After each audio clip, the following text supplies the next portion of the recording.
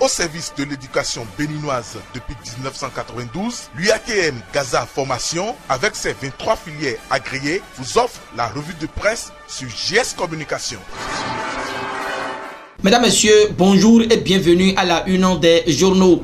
Le reversement voulu par le chef de l'État, son Excellence, le président Patrice Talon, semble avoir du plomb dans les ailes. Et pour cause, certains agents, bien que concernés par ce reversement, ont vu leur dossier rejeté par la commission ayant siégé il y a quelques jours à Boycon. La question que ces agents se posent est de savoir pourquoi certains jouissant du même statut et ayant piloté le même projet que sont reversés alors que d'autres sont laissés sur le carreau. Ils interpellent à cet effet la conscience du gouvernement, du ministre de la Justice Séverin Kenom et la ministre de la Fonction publique Adidjatou Matisse. Mesdames, Messieurs, nous continuons ici avec la revue de presse. Hier, mardi 17 décembre 2019, les forces de l'opposition ont effectué une sortie sur Parakou, une partie septentrionale de notre pays.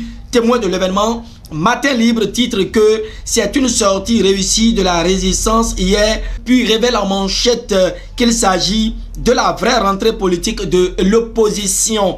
Sortie massivement et de divers horizons pour s'imprégner de leur message.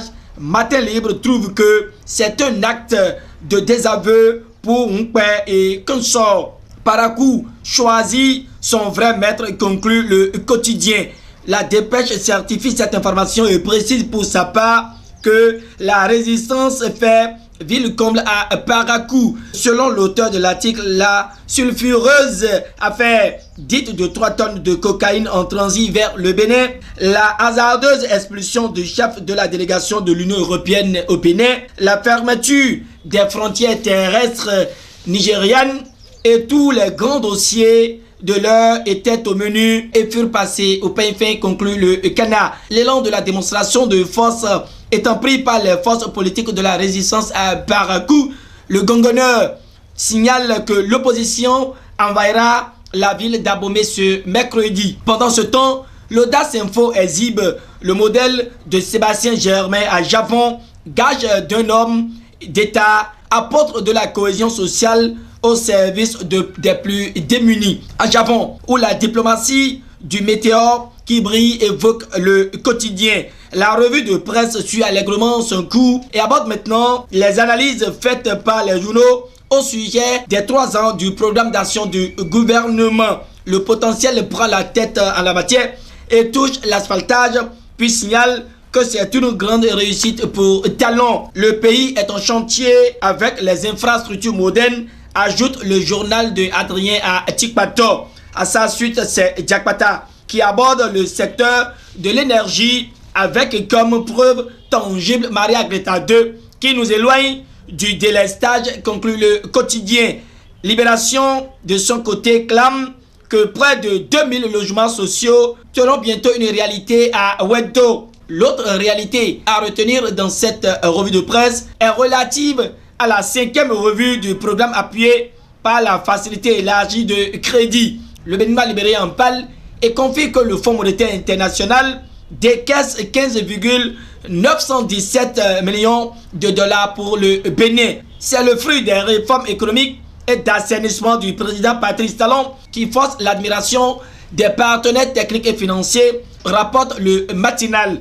L'homme bénéficie également du soutien du Haut Conseil des rois du Bénin qui lui sont reconnaissants pour avoir constitutionnalisé la chefferie traditionnelle. C'est la nation qui nous livre cette information. Sortant du jargon commun, à nous tous, un matin libre nous vient à nouveau avec le titre Who is Who et dévoile que ceux qui ont fait 2019 seront dans les kiosques ce vendredi. En attendant de vivre ce moment, le quotidien lu à l'international nous apprend que le maire de la ville de Cotonou, Isidore Nionofon, visite les chantiers d'asphaltage sur son territoire. La priorité est écrite que le maire est séduit par les travaux. Sans un coup de répit, Matin Libre revient et passe sur l'information liée au trafic du commerce de stupéfiants, puis mentionne que 99 kg de chanvre indien sont saisis à Agoué. Terminons avec Matin Libre qui est également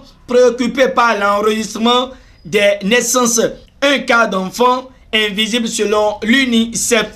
Demande de mesures provisoires par l'ancien agentier national. Le matinal informe l'opinion que la Cour rejette 3 requêtes de commis Koutié. Coopération interparlementaire entre le Bénin et la Chine. Sem Shenzhou du Parlement chinois est accueilli par le deuxième vice-président de l'Assemblée nationale du Bénin, l'honorable Robert Gbignon, écrit le meilleur. Étude en commission des budgets sectoriels au Parlement. Le potentiel létal que Gérard Benochi était face à la presse afin de faire le récapitulatif des dossiers étudiés par le Parlement. Le confrère révèle que le Parlement a examiné 34 propositions de 24 ministères. Ainsi s'achève la revue de presse de ce mercredi 18 décembre 2019 que je vous remercie d'avoir suivi. Agréable journée à toutes et à tous. Au revoir et à demain.